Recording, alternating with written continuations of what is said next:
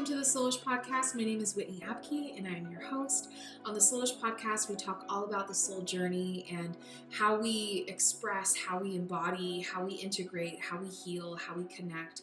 And I bring on guests who are thought leaders and truth seekers themselves, as well as I have solo episodes. And today's episode is with a repeat guest, Yasmin Elzomor. And we have a really candid, unfiltered, uncensored conversation about shame and sexual shame and how we find freedom and healing in that, not only individually, but also collectively.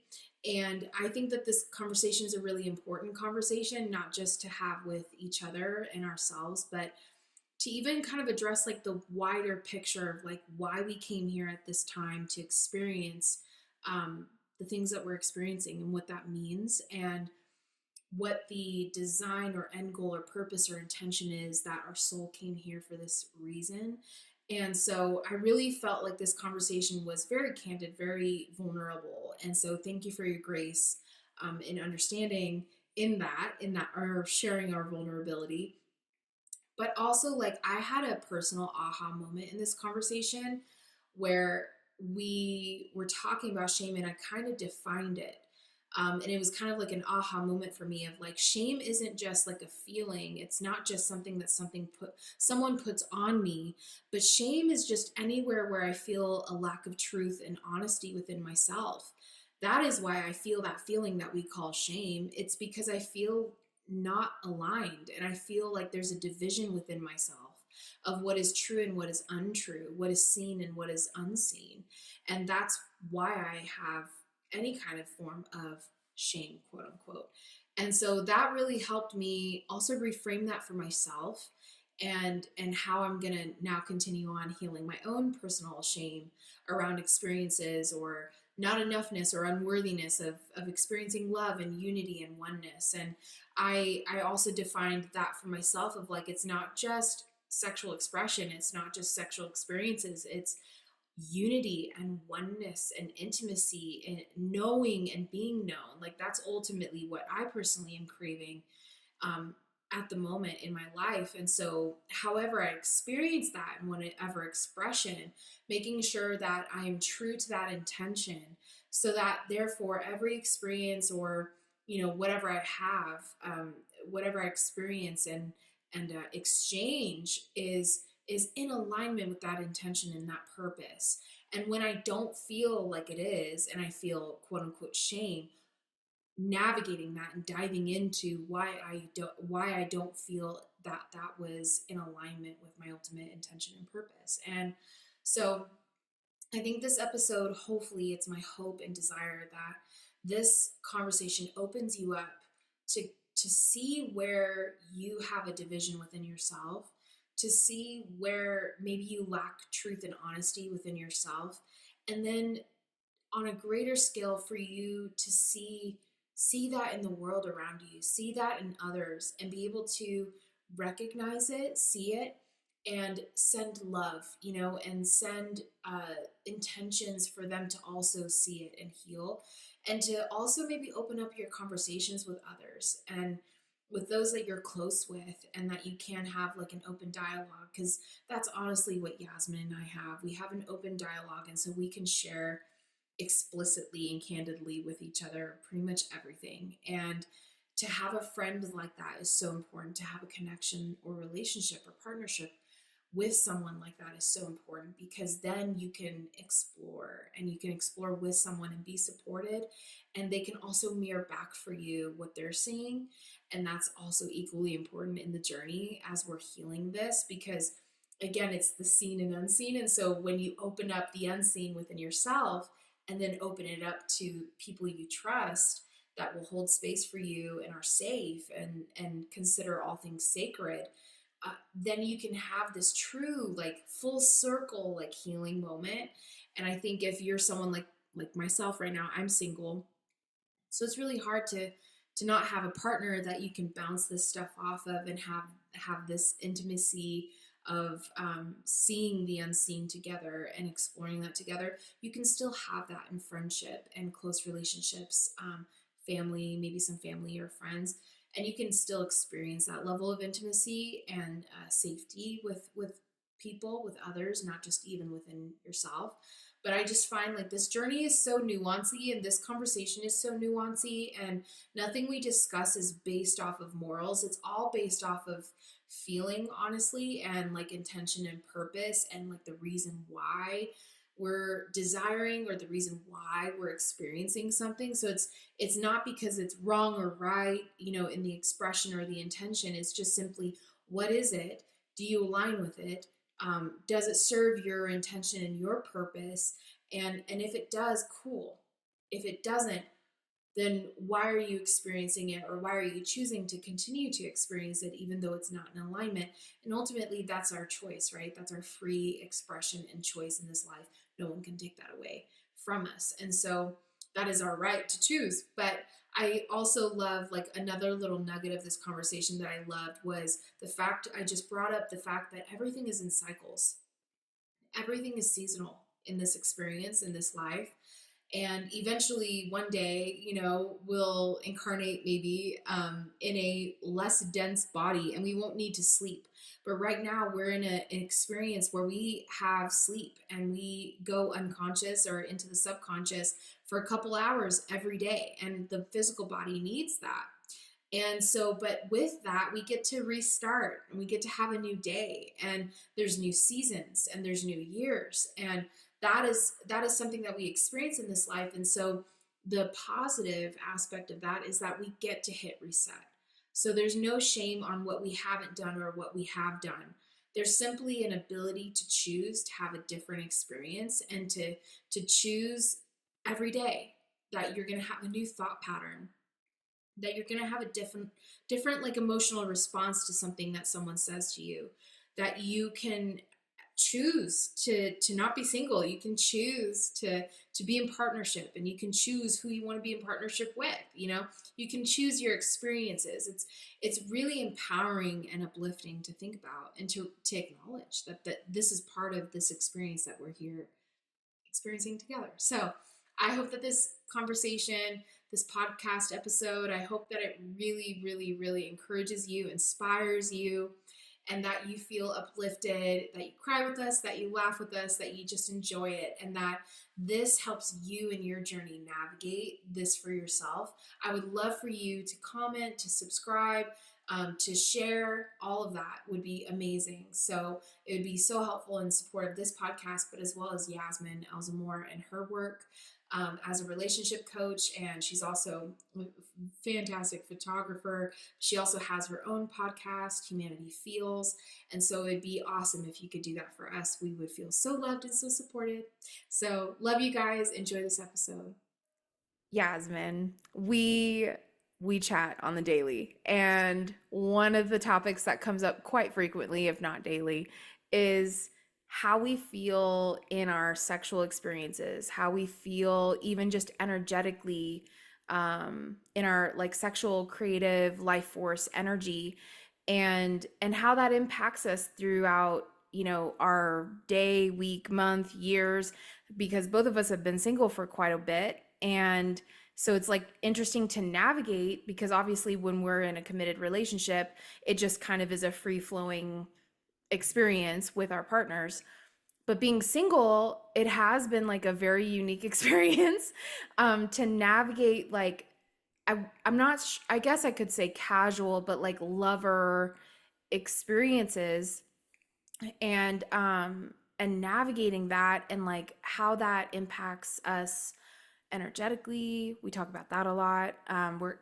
Constantly, I know we've, the last couple of voice notes, it's been me telling you how I'm like, I don't know, I feel like this might be a bridge guy between between the not there's nothing happening and like maybe my future dude, and like, and navigating that of like, this is so nuancy and hard to navigate, and I'm going by my intuition, but sometimes you just want to get down, and like sometimes the vibrator colony in your side drawer is not enough. They're tired. They're They're overworked. tired.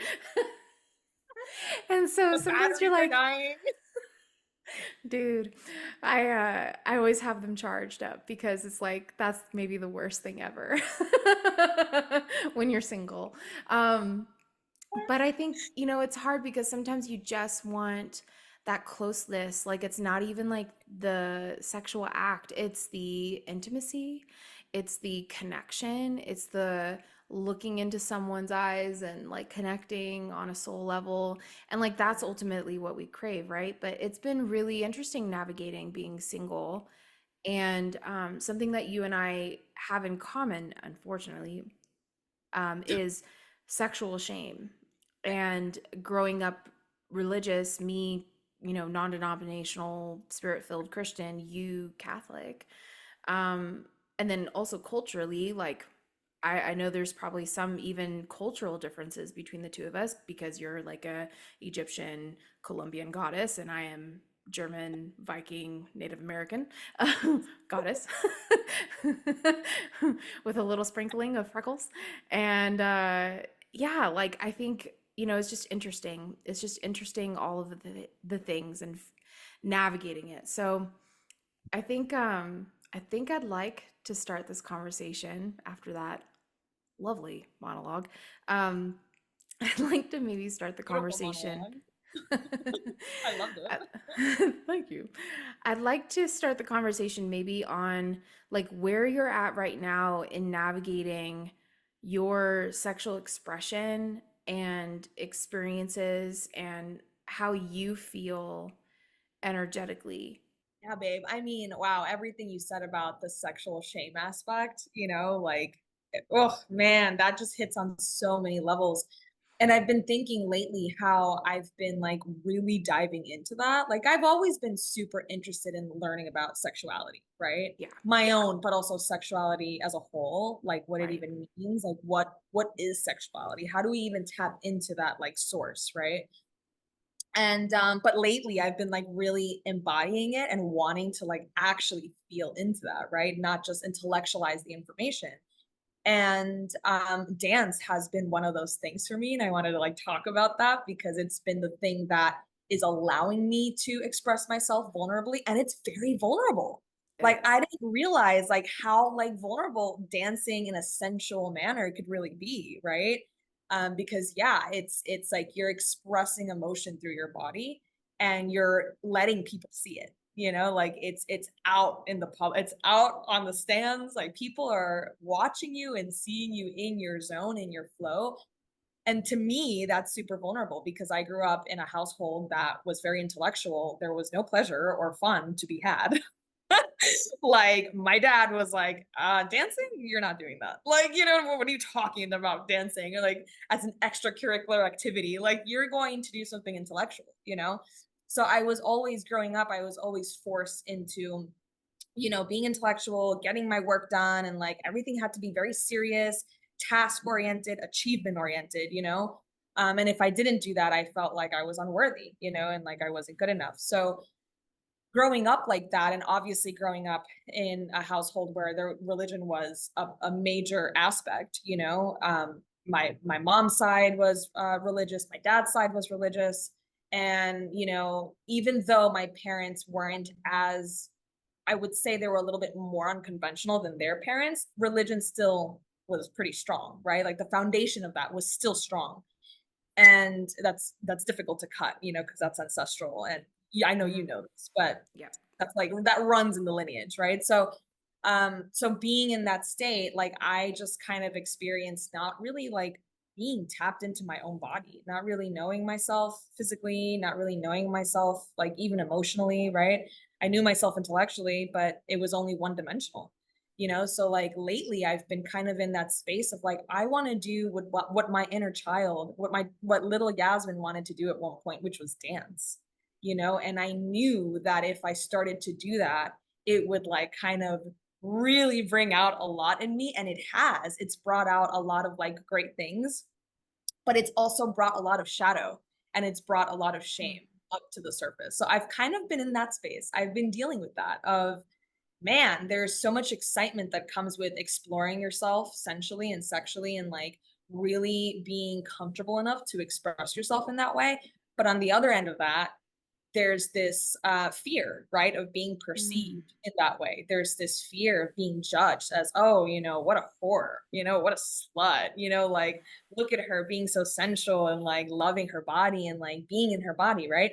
So there's like all these coexisting emotions, right? And it could be a lot, but I've been sitting with it all, and I've been allowing it to just be there and continuing to still do my practice of dance, continuing Mm. to like dive in regardless of what that voice says, right? Regardless of what like that inner critic comes up and tells you.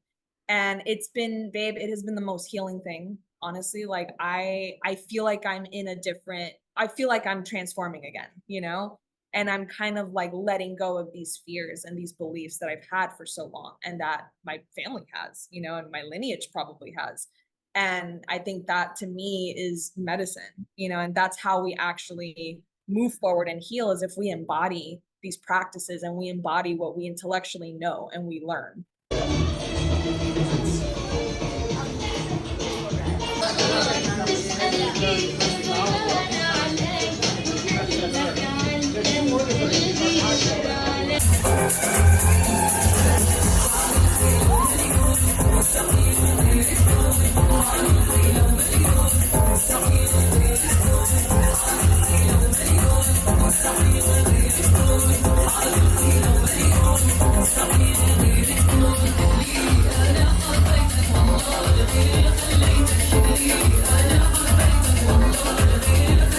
Oh my gosh. So, like, one of my favorite things about that video that we just shared is I was watching it and I was honestly thinking, could I ever do that?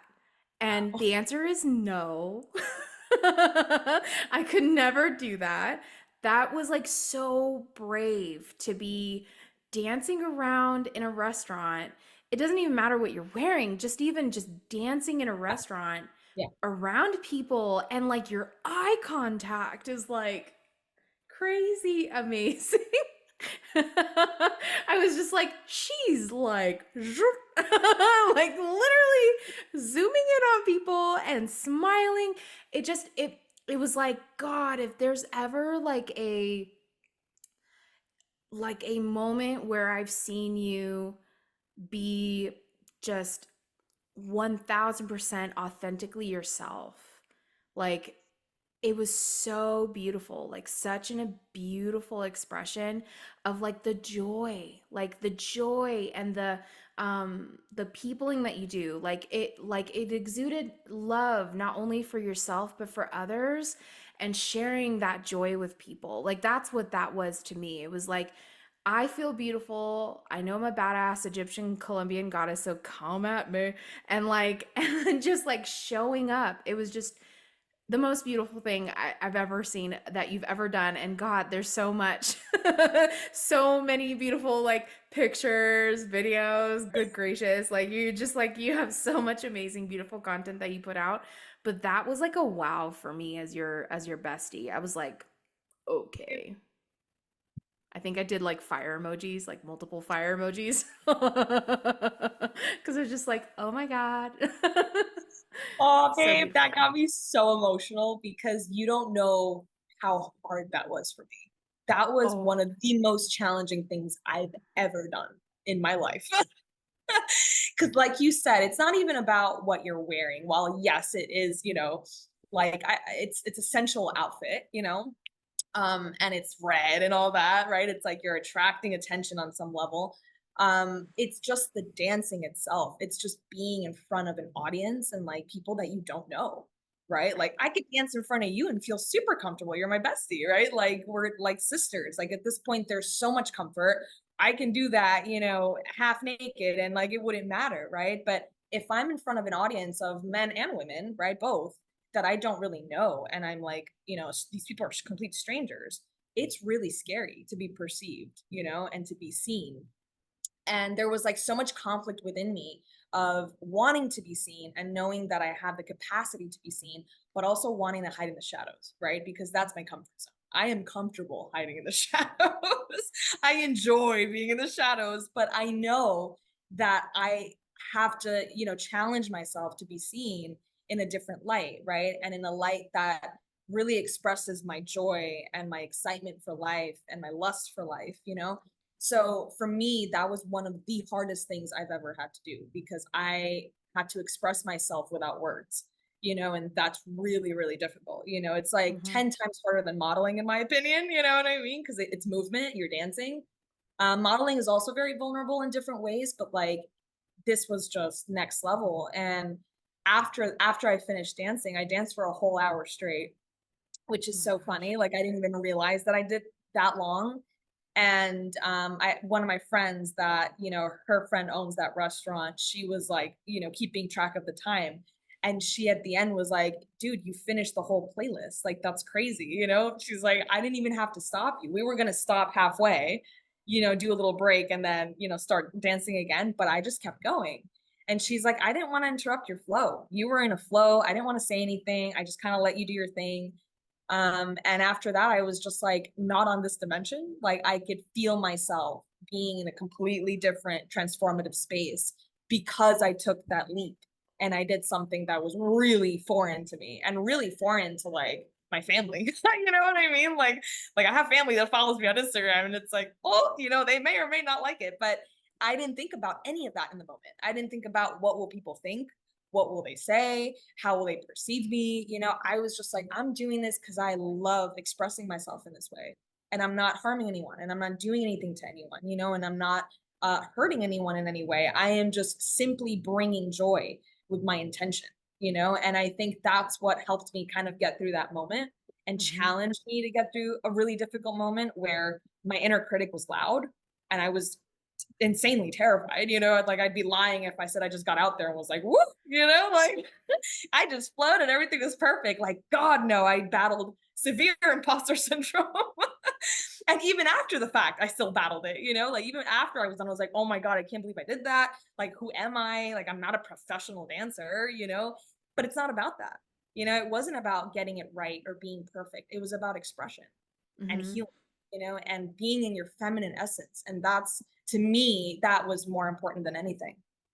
I think too, like what I was watching was people's reactions to you as you were dancing around between the tables.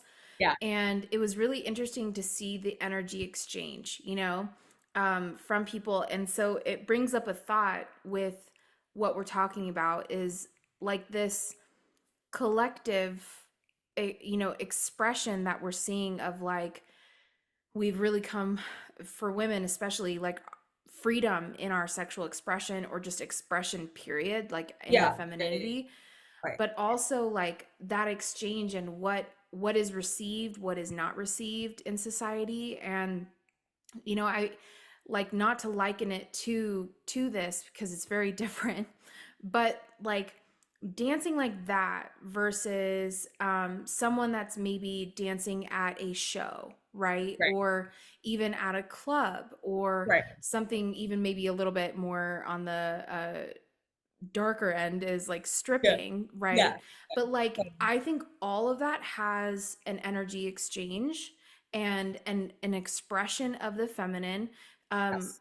wrong Not a wrong or right discussion right now, but like Totally. just Totally. a like not a moral discussion, but more of Yeah. like the expression and the exchange that happens when we move our bodies. And I think that even when I'm in the gym or when I'm walking or different things, like I'm even just so aware of how I'm moving my body and where there is stagnant energy. Like for women, for men, they walk moving their shoulders, right? It's Mhm. really common for men to walk because they hold their weight in their shoulders. We Right. hold our weight in our hips and Yeah. move our weight with our hips. And so a lot of times I'll be on my walks with Winston and I'll literally feel so locked up in my hips. And so Wow. I'll on purpose, you know, with or without anyone around, just kind of move more, like bring more movement, more sway, more hip movement side to side, not in an awkward way, but just realizing like I'm walking like a, Yeah. soldier right now. Yeah. And Yeah. that's not how women walk. No. We move when we walk from Yeah. We side to sway. side. We We sway. sway. Yeah. Yeah. Like We how men that move their booty, shoulders, we that booty move our goes hip. hips. Yeah. we swang that thing. It's So, sensual. It's a sensual walk. It's seductive, to move our hips in that way. but you know what hit me as was I've been taught this. I've been taught to walk this way. Now, whether my mom said, hey, don't walk like that, or it Yes. was just observed, like this is how the women in church walk. Because I can't recall my mom ever telling me, don't sway your hips that Right. much when you walk. Like, but I think it's just observed.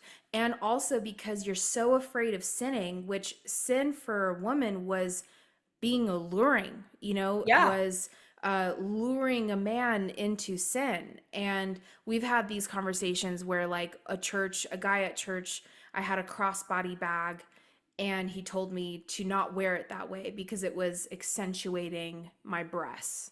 And I think we've had that conversation before Yeah. on another Yeah. I episode remember where I that was very like, clearly. are you kidding me? Like, what I would say now would be very different from what I said then. But like, it's just that awareness of like, can't wear a crossbody bag because I have big boobs. And if I do that, then they'll be shown. I can't sway Right. my hips because I have big hips. I need to make sure that I'm walking like a soldier Right. and moving very little because God forbid I move a little to the left and like a man sins in his heart because he saw my butt. you know? Skinny monster. Yeah, good gracious. Hold it together. So, but like that came into the clothes I chose to wear, um, and everything, and how I walked, how I acted. And I just realized that the other day walking, like, dude, this is remnants from being afraid of being too alluring, too beautiful, too sexual, too feminine. Right. Um, Right. all of those things, like expressing too much, like be careful, because you could cause a man to stumble. And I think now it's more of like a safety thing, possibly of like, I don't want to attract an unwanted man. Like, I don't want to attract unwanted attention. How I feel too. Yeah. Yes. Yeah. And I Fear. think It when goes I to fear. watched you, I was Yeah. like, wow, she's so brave because that's probably one of the reasons why I would never do that Right. Yeah. because I'd be afraid of who's going to follow me, Yes. Right. that kind Right. of stuff, right? So it's just a Yeah. really interesting world that we live in because as free as the world is and as free as like pornography, sex trafficking, human trafficking, as prevalent, like the US is the number one consumer of child pornography, number one distributor of child Yeah. pornography, True. and as well as just pornography in general. We are the biggest consumers here in the US. And Yeah. so it's like it's readily available. Um, and so like Anyone can access it. It's what like crazy. is yeah, like what is happening? What And is then actually happening, what babe? is actually happening? And then like how does that impact us on an individual level as we're just trying to continue to heal and evolve and embody Right. our, however you align and whatever you align with or feel most authentic in your expression. It's like we're just trying to authentically express over here, no matter Totally. our sexual orientation or identity. And how do we do that in a world that predators very much exist and have always existed? Yeah. And the amount of shame and awareness of like sexual expression and sexual identity and orientation and all of that, like um, how do we navigate?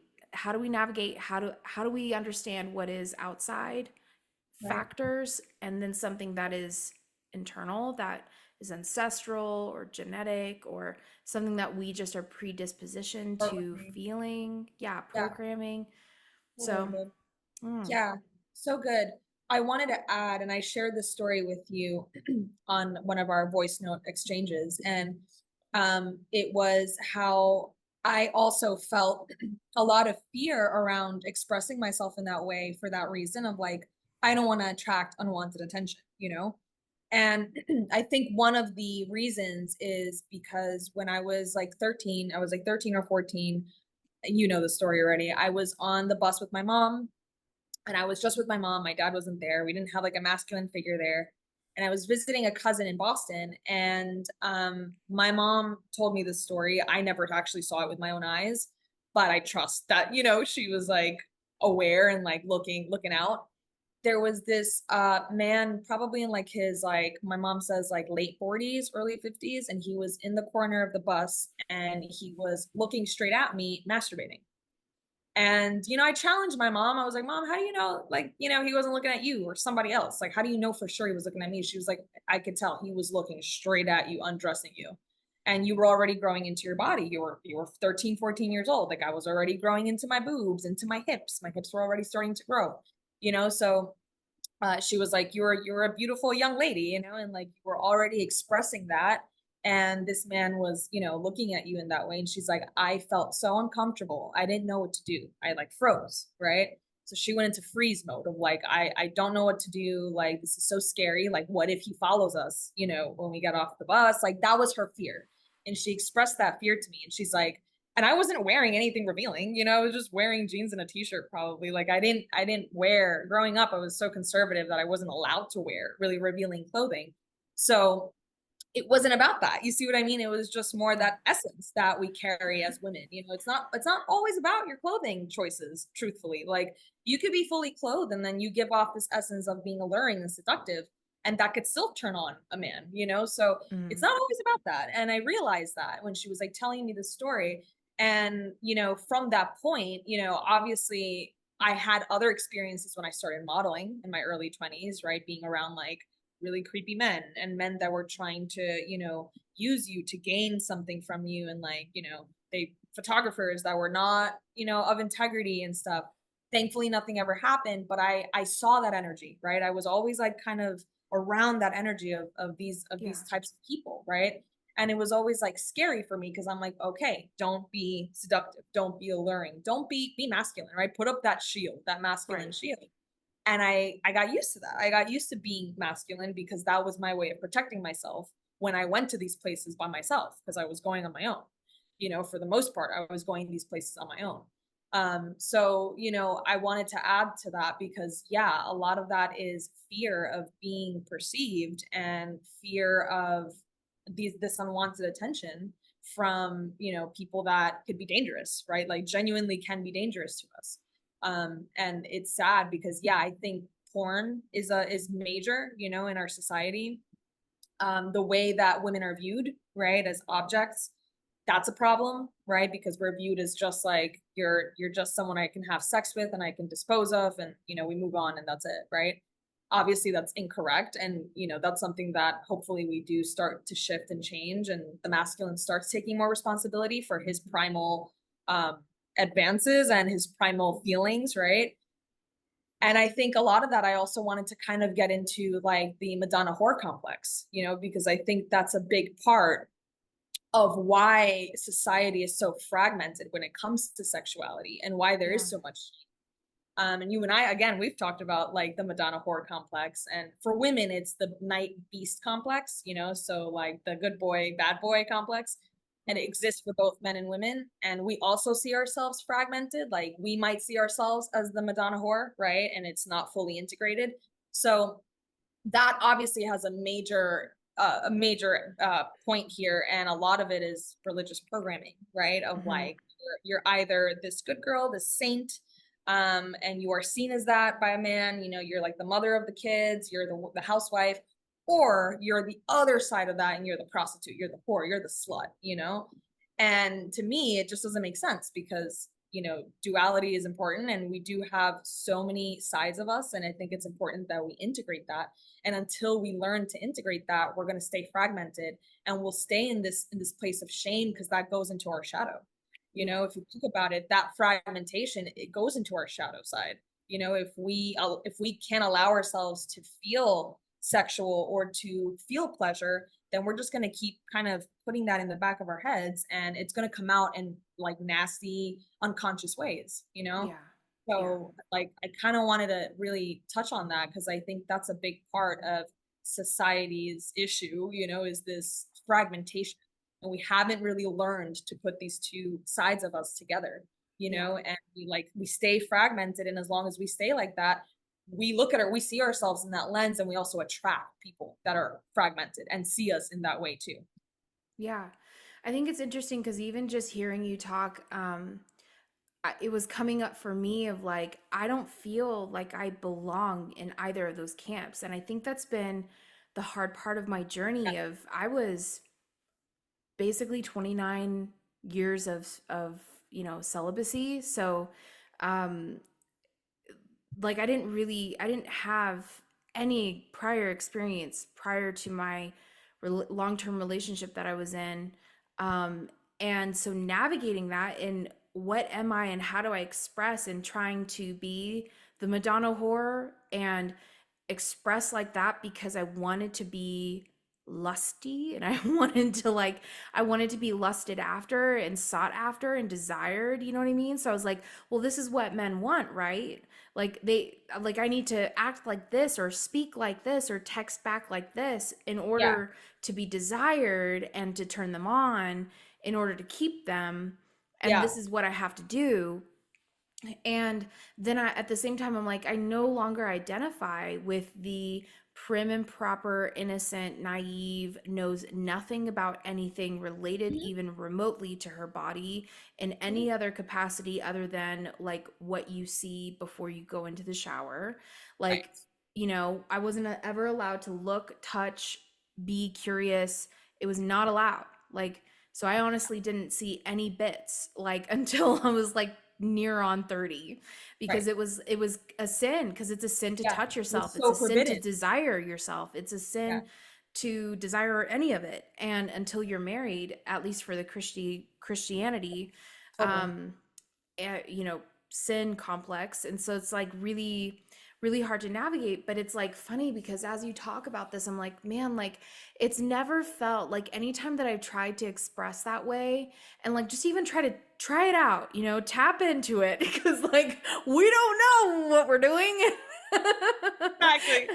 So it's Exactly. like, okay, I'll try to be like, okay, lick my blah blah blah till I blah blah blah so that we can blah blah blah so that then you can blah blah blah. You can fill that in wherever you feel necessary. I'm gonna censor that so that I don't get cut So off good. from YouTube So good. So and good. any other platforms. But like, it's like, okay, how do I communicate my needs and my desires in a way that is authentic to me and Yeah. feels connected and integrated and embodied and like maybe I'm okay to be uncomfortable but like to like be brave or to come out of the shell or to express in a new way that I've never expressed, but how do I do this in an authentic way Yeah. that feels not how I feel like the world wants me to express Yeah. or men Yes. want me to express Mhm. or even women tell me to express. Like, how do I express without all those layers of expectations and programming and conditioning, and expectations and even just society and what we see? Like, I'm a big fan of Jason Momoa. Like, Duh. duh, like the crush of my life. But like Thanks, and I hope you see this. I one hope you day, hear this. um, one day, God willing. Um, but it's funny because he has this commercial that I think it's one of like the Wi-Fi's, I forget what it is, T-Mobile maybe, and Yeah. he's singing with two other actors, and he has these like I've up seen it. there. I've Yeah, seen yeah, it. yeah. So, and what I noticed the other day is that the other guy pulls the other guy's sleeve down. Yeah, And I was that's like, right. whoa, that's so subtle. That's That right. he basically is feminizing him, right? Yeah. Because Yeah. Jason is so hot and he's like, yeah, you're this. That just made you this way. He didn't do it Right. to himself, he did it to the other guy, which I Totally. thought was really interesting. Totally. and and it's just like those little subtle things of like, so because Jason Momoa is like that or because he's expressing in that way singing, that automatically makes everyone attracted to him. Well, what if not all men are attracted to him in a sexual way? what if Right. what if some women aren't? I mean, I'm sure Jason isn't every woman's cup of tea, you Totally. know Totally. Yeah. so like why is it that these types of media, right? All of this type of stuff, I think it just perpetuates the fact that just because you look more of like a feminine man, because the Yeah. actor's kind of, he's not masculine, super, Yeah. super masculine. He's kind of like I don't know what you would call it, like a metro guy, you know? Yeah. Yeah. Um, Yeah. so it's like, why wouldn't it be reversed and that guy be singing and Jason pull down his Right. his shirt So or get true. his So true. right? It's because Jason like you know, is the epitome of masculinity in my Yes. opinion, Yes. He humble gives opinion. off that vibe. It's the energy. It's like he just Yes. gives it off. Yes. But what if Jason felt sexually attracted to a man? Would that be counter to the narrative, right? Of what we expect in society of what is how the dynamics work. You know what I mean? So it's Right. like I feel like there's all these subtle nuancy things. And again, moral is not on the Right. table right now in this discussion. Yeah. It's more of like so if that is a subtlety happening in media, in a commercial for internet, um, what are the other subtleties that impact the way that I view myself and feel like is expected of me to show up or expected of me to respond to Oh, a guy advancing or yeah. requesting my presence? Like what how do we navigate this and how are we aware of it too, because a lot of it is so subtle. For um sure. but For back sure. to my main point is it's really hard because I don't necessarily feel like I am in Fit into any of it. those Right. camps. Like Same. I'm Madonna whore, no, none, no. Right. And so it's like, how do I express and how do I navigate this in a Yeah. way that feels honest and authentic and integrated? And I'm not having to pick one or the other. You know, this is not political. Totally big. Yeah. You But know? that's the thing is like if we feel like we're picking one, then we're kind of boxing ourselves in, Yeah. we're labeling ourselves. And it's like Yeah. we're all multidimensional. Humans are so complex. Like we can't just slap a label. And I know we've talked about that too before where, society is all about slapping labels on people. And it's like we're so much more than that, and we Yeah. can be and reach so much more than that. And I think these are the labels that keep us like small, and they keep us like, very unconscious and Limited. limited. Yeah. And we don't get to really explore the truth of who we are at the core and our essence because we're so limited to like, am I the Madonna or am I the whore? You know what I mean? And it's like, you're both, and you can like switch it on, switch it off, and, whatever you feel you can tap into. Right. And it's like, there's no shame in being either or. I think they're both beautiful in their own way. And the expression of both of them are important. It's both important. But yeah, the media like is definitely a major part because when we see certain movies or shows, we always see the good girl and we always see like the villain, the bad girl. You know what I mean? And same with the men. And male characters, you see like the bad boy archetype and you see the good guy, And it's like we can be integrated. We can be both. Why not? Right? Why can't we be both? Why can't we embody both energies? There's no shame in that. There's Yeah. nothing wrong with it. But I think it comes down to like the labeling that we do because it's scary to not have a label. It's for the Right. ego. It is very scary because it's unknown when you don't have a box to fit into. And it's like, I'm just kind of floating around. And it's like, yeah, that's the point. Right. It's the point of being on the planet, right? Is like you get to explore and experience and you get to learn about yourself along the way and you're constantly transforming. There is no box that you're going to fit into as long as you're constantly evolving and changing, Yeah. so like I think that's really important to think about. But these boxes, they limit us, and these complexes and all these things that we see floating around and we identify with, like we start to limit ourselves in our own expression and we limit other people too. Yeah.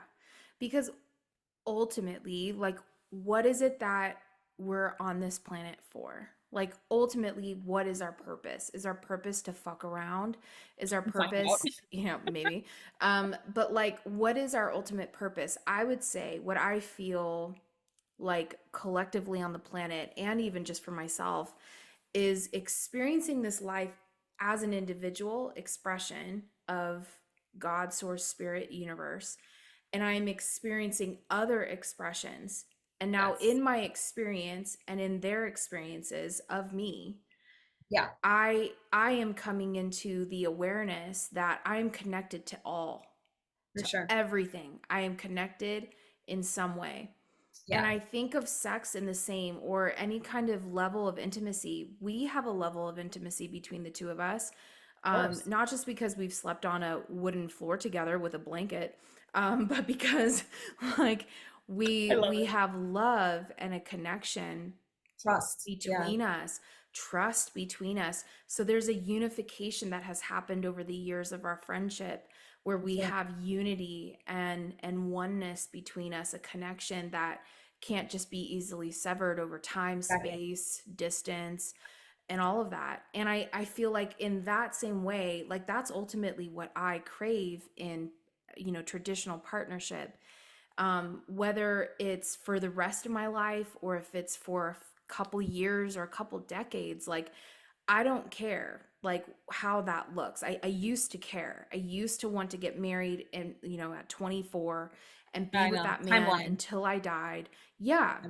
And I kind of understand that that may not be the case. And Right. it may happen now and I die with that person, but like ultimately all of that aside, what I want is I want oneness with someone in Yeah. a way that you and I don't, because we have not, exchanged anything sexually.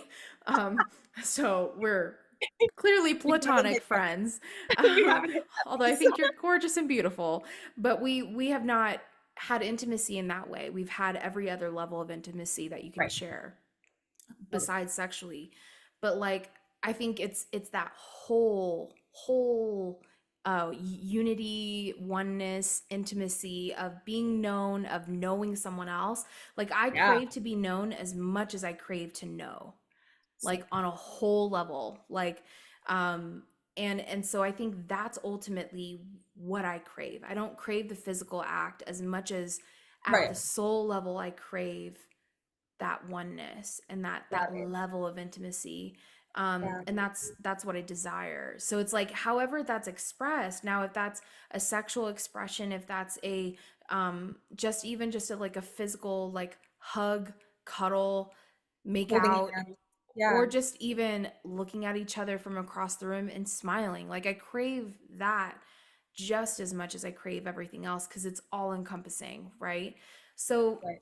then with that desire and with I think that's where we're headed as a collective is oneness, is Right. love, like literally love. That's why all this darkness is being expressed For of sure. like, the sexual slave trade industry, child trafficking, All of that's coming um, up. Yeah. adrenochrome, human trafficking, even Right. just with animals and how we mistreat animals um and the earth. I mean, we're seeing it on so many Yeah. different levels, and this is becoming aware. We're becoming aware of it, and it's awareness is being brought to these different ways because they're not in alignment with unity. They're not in Yeah. alignment with that With love. understanding of Yeah. love and Of oneness, and course. Yeah. that's where we're headed. So with that, when it comes to like our own experiences of intimacy, of sex, of even just relationships or even friendships, I even have shame over friendships that I shared so much with, like bore my heart and soul, and we're no longer friends. Trust Yeah. was broken or however it was divided. And I even Yeah. have shame around that of like I'm the friend that doesn't let go. I'm the friend that doesn't abandon or doesn't give up and doesn't quit. I mean, fuck, I have a song called Fight for You, and it's like it's No. literally Beautiful. all about I will come for you. I will come after you. I will find you. I will fight for you. I will like shake the heavens and the earth. Like you'll hear the thundering of my of my And steps. I know you would. I know you. I know you. You know what I mean? Like I Yeah, know you would. It's like that's like a it's just a part of your nature. You're I just can't you're help like it. that. You Yeah. you have a big heart. You have a very big compassionate heart and you mean it, with every ounce of your being, you mean it, Yeah. So I see that, babe, and I love that in you, by the way. Just just gonna add that in there. I love that about you. Don't ever Thank you. change. Well, like I've literally gone to the bush of Alaska for a friend who was like, deciding on whether or not they were going to commit suicide. And I was like, not till I see you, like hold off for 1 second. Let me book my ticket. Wait a I'll come second. to Just wait a second. Alaska. Yeah. And I had to pee in like a little, like, I don't even know if it should be called a porta potty, because it literally was just a couple pieces of wood. But I peed and there was a moose that blocked me around 4 a.m. It was very scary, but there was no electricity, no water, and I literally was like, "No, dude, we're doing this. We're having the chats, the convos because We're I not, can't let yeah. go. Yeah, I can't let go yet. Not until I've had one last chance to convince you that like, Yeah, you're yeah, yeah, worthy yeah. of living." And I think I think it's like that shame of maybe not think relationships or experiences not being up to what we expected or hoped for or desired. And so it leaves us feeling like maybe it was wrong because it didn't work out, you know? I feel like um there's a lot of intimate experiences that I've had where I felt something off wrong. And so then I felt shame because of it. Instead of just kind of understanding that, well, maybe it just wasn't the right timing. Yeah, Maybe I wasn't in the right headspace. yeah, Maybe totally. the connection was lacking. Yeah, Maybe ultimately I do want something different. right. Maybe they weren't showing up in the way that I desired or needed. And that can be on a partnership, relationship, lover, friendship level. Like that can be on multiple levels. But I think I've always wondered, like, how does shame come in? Is it not only just like the conditioning of my religious programming, but even without that? And because Yeah, I feel like a pretty decent job of like unconditioning, deconditioning from that, unprogramming. yeah, But like even then, just even in friendships, I'll feel shame for it not working out or not ending yeah, up being connected to them anymore or whatever it is, right? However that conversation or friendship or relationship went. yeah, Um, babe. so I think it's really interesting. That's deep, babe, because, for me, it shows up as shame for feeling like the villain, you know? I think there's a lot around there for me, so I get it. It's like, oh, this didn't work out. Am I the bad guy? It's my fault that I do something. Even if I know that I didn't, you know what I mean? But it's unconscious, of course. And we might think that, we made the right choice from moving on from this relationship or this friendship. But like deep down, there's still like harboring feelings of guilt and shame around why we chose to do what we did. And there could be a lot around like that villain hero, feeling of, am I a bad person for choosing myself? Am I a bad Yes. person for setting boundaries, right? Like that's a big Yep. one too. Yep. Am I bad for saying no to something that I don't want to do? Especially when I'm used to fawning or I'm used to saying yes to something and I don't really have an identity or I'm not sure about what I even want, right? Yes. So, Yeah. yeah, definitely, babe. I 100% relate. And you're right, it's not necessarily tied to religious programming. I mean, a lot of it is, but it could also be, what we saw growing up with our parents and the Yes. way they showed up, in Yes. their relationship and their friendships and their connections with others, and we Yes. are 100%. sponges. So we could have just, received anything telepathically or energetically on that level of how they were expressing themselves and how they were receiving from others too.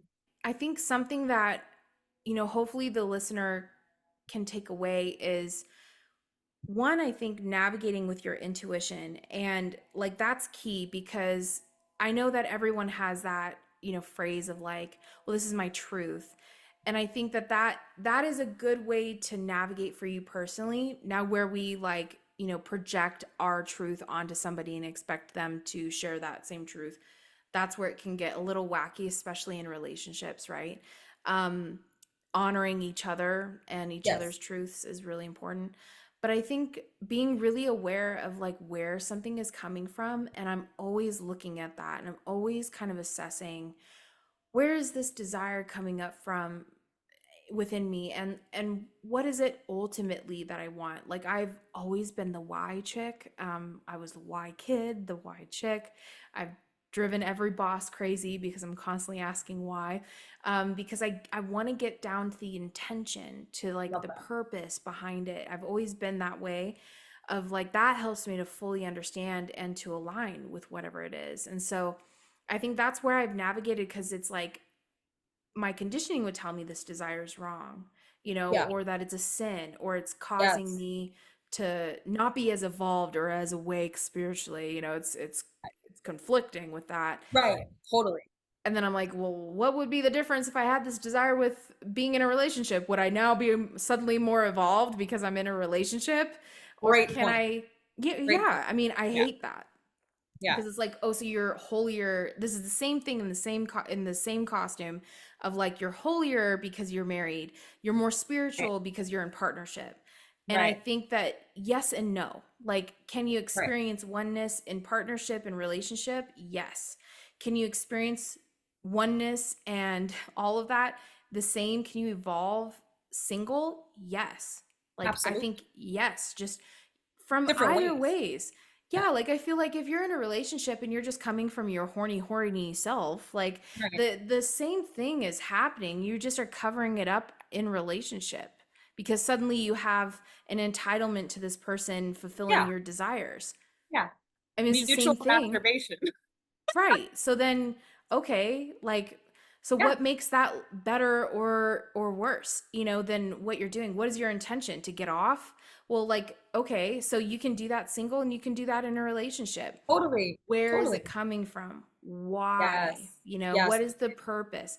Is it wrong to want to get off? That's not what I'm saying, you know, but like, but I think we still Yeah. have these like buckets of like, I wouldn't Toxic. feel so much shame if I was in a relationship, right? I wouldn't feel so wrong about this desire, this expression that I feel is authentic to me if I am doing it in inside partnership and relationship versus being single and expressing and experiencing that with multiple different Totally. people or maybe one person that you're not exclusive with, you know. So it's like that's where I've kind of tried to understand like how do I navigate this and like deconstructing Yeah. what I think is right or wrong. Now, if I feel more in alignment with Yeah. partnership, the purpose would be that my soul is wanting to experience partnership right now. Like me feeling closed off the other day. I was sitting with that.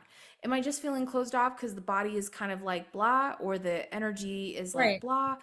Or Right. is there more of a deeper longing and that is why I'm having this feeling of like I don't want just anyone to touch me, Yes. right? I don't want just anyone to look at me or experience me. I want this to be in a Sacred. sacred union. Yeah. And that's like not because that's better, but No. because that's what I feel I'm wanting right now. Like that is the core of what I'm desiring, Oh, babe, right? 1000. I love that you said that. I love that's important to talk about, because yeah, I think that's where we lack sometimes it's intention, and we're like not really clear on what it is that we want or why we want to do it, right? Like, and Yes. then we're shaming ourselves and we're shaming one another, and it's like, well, what is it that you really desire, do you want to have a one night stand because you want to do it? Or is it coming from a place of escaping, running away from yourself, right? Like, where is this sexual desire even coming from? Yeah. That's like super important to tap into. And do you want to, not have sex, be celibate? Also, is that intentional or is that out of shame? Right. So that can also be something that you ask yourself. And I've been celibate, and this. I have not, done anything. I haven't dated anyone since my breakup. And I'm okay with that. It's like I've sat with it and I'm like, am I choosing to be celibate and not date out of desire to wait for the next person to come in for that sacred union? Or am I choosing to do that because I feel shame of like hooking up with someone or sleeping around or anything like that?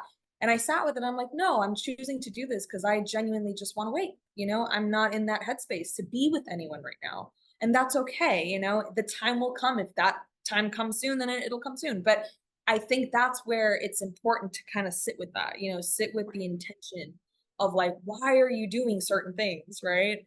And Yep. then feeling into that. And once you know your intention, you have more security and more confidence in doing Yeah. what you're doing, right? And then it doesn't matter what people say or don't Right. say, because Yeah. for a fact I'm solid in what I'm choosing to do. So I really don't care what friends, family, other people say, because I'm choosing this for myself. Yes.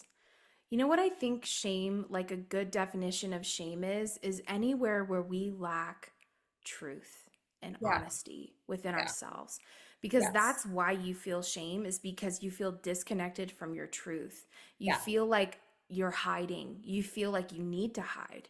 You Right. feel like there's a lack of honesty Yeah. within yourself and within that experience. And that's why there's shame, because there's Right. ultimately a disconnect. I think that there's shame that we put on others and society of like, what is it?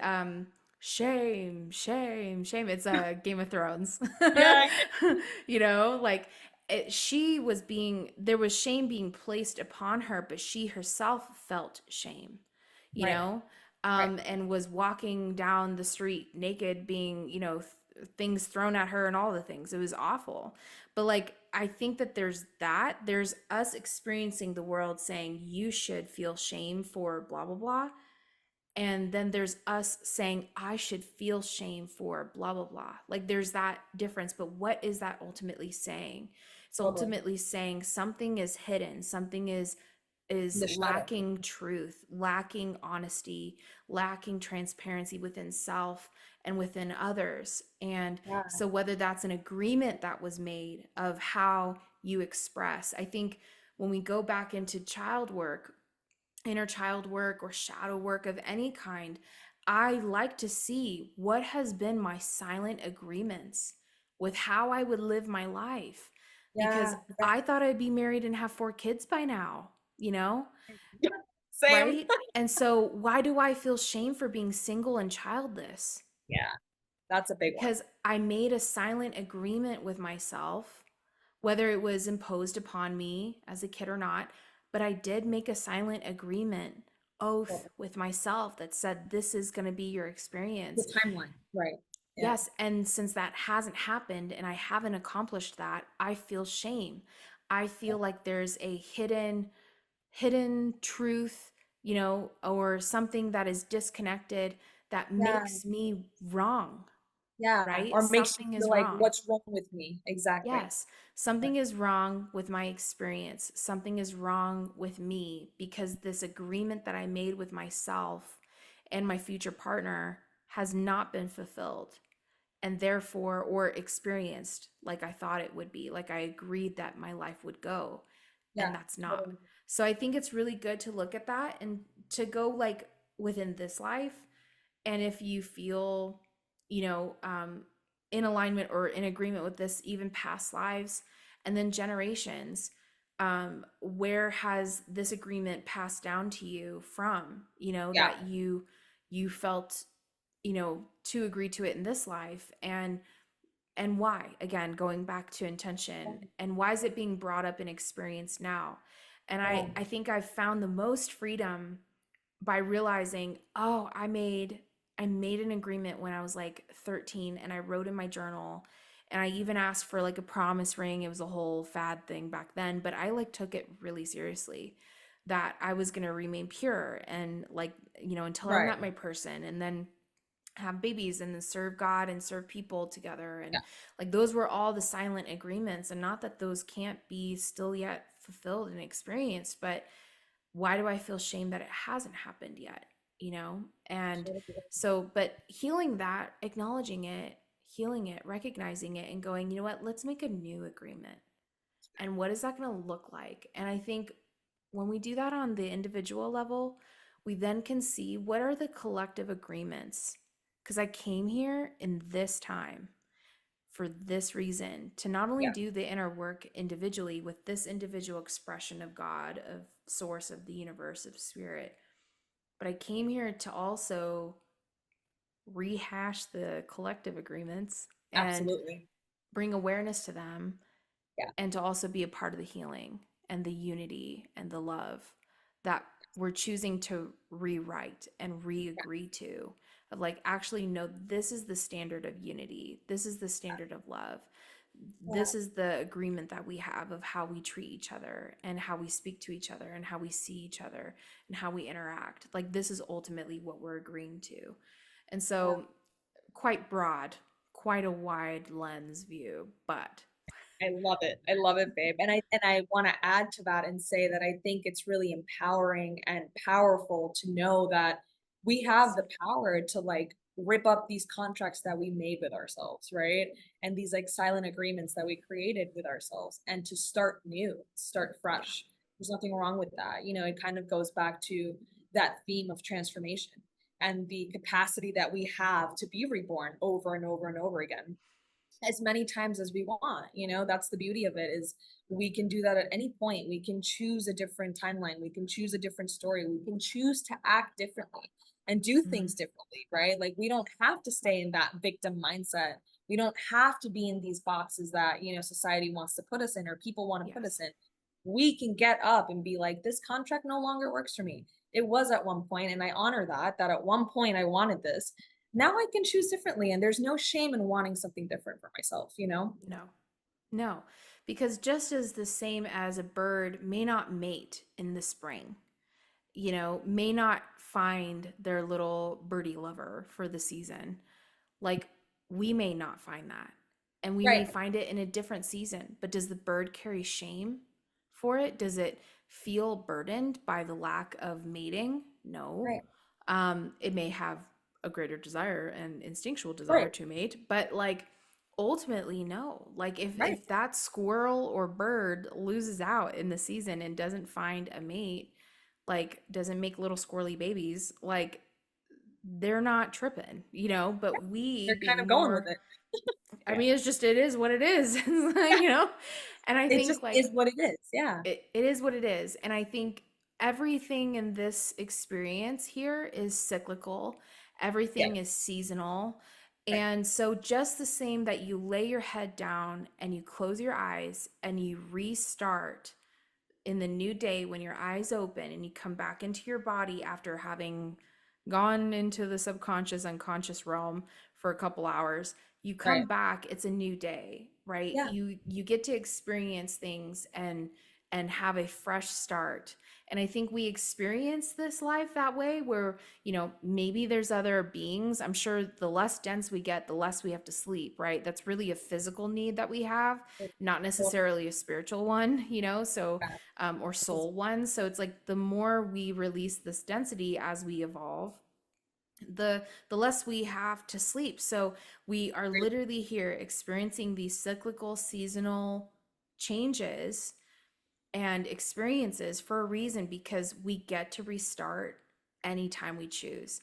And even a thought like can restart something, reactivate something, or make a new agreement or have a new experience. Like, that's, we are empowered. You're so right to have a constant shifting and changing and growth and learning. And so instead of having shame, we can just go, got it. So I feel like I know the word for this, and the word for this feeling I associate with shame, that word. But actually, this is even deeper than that surface word of shame, that blanket, Right. because actually deeper there's more nuances here, and ultimately it's a division because there's something hidden, there's a misalignment, there's a lack of truth within self of why I feel that blanket word shame. So what is it? What ultimately is that agreement, or what ultimately is that desire, that need that is unfulfilled or not being experienced that I have, that I feel like it's not reconciled within me?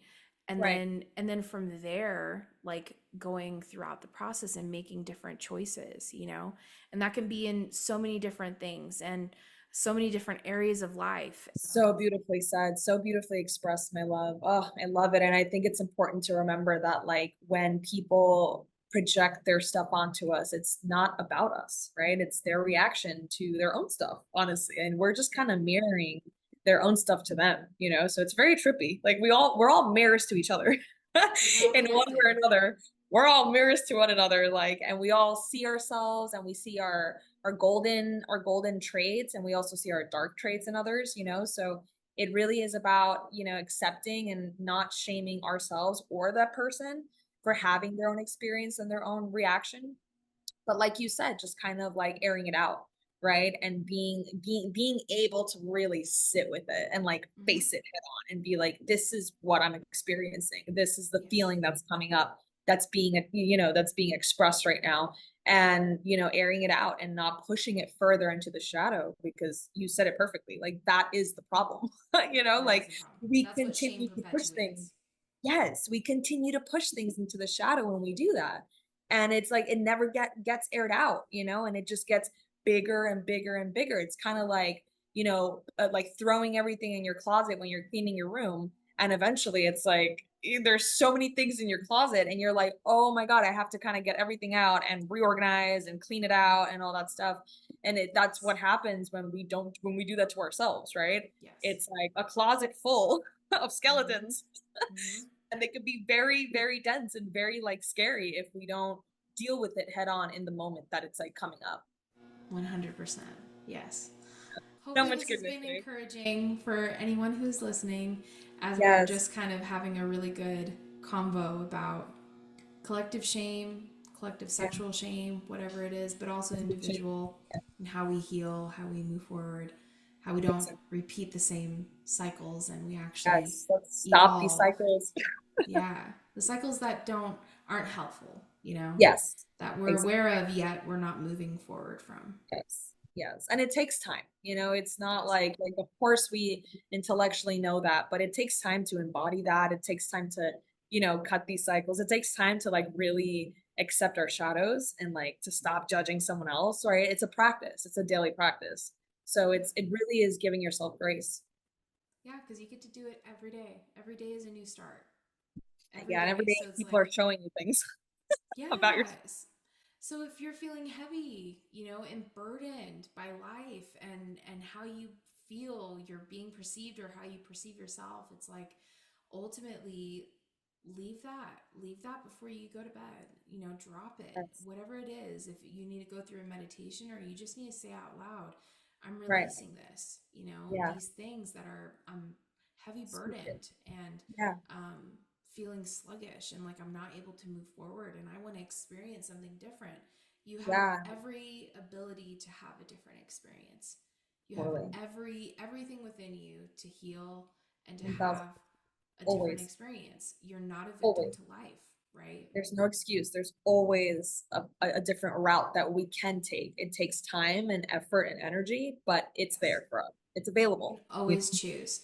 Yeah. Even I think for even the people that have their literal physical choices taken from them, they still have the choice of how they respond, right? Yes. They still have the choice of what they choose, how they choose to internalize it. You know what I mean? Yeah. So it's like For sure. ultimately no one can take that away from you to your core. Absolutely. So even if you feel like you're in a situation where you are not free to choose, you still have a freedom of choice, even if Yeah. it's just internal. And so I think 100%. like there's still that power, free will can never, Yeah. your sovereignty can never truly Yes. be taken from you. Yes. And Exactly. even that can Sovereignty. bring you into greater freedom, you know, and Absolutely. freedom at whatever level in this experience that you have. So good, babe. Thank you for sharing your wisdom and your light and for My being so pleasure, babe. vulnerable and inspiring me in that way. It just, it means everything. And I love and appreciate our bond and our friendship and our sisterhood that Same. we've cultivated and created over the years. It's very special. It really is very special, babe. That was such a good time with Yasmin, such a good conversation that we've just had. And I hope that you leave inspired and encouraged by it.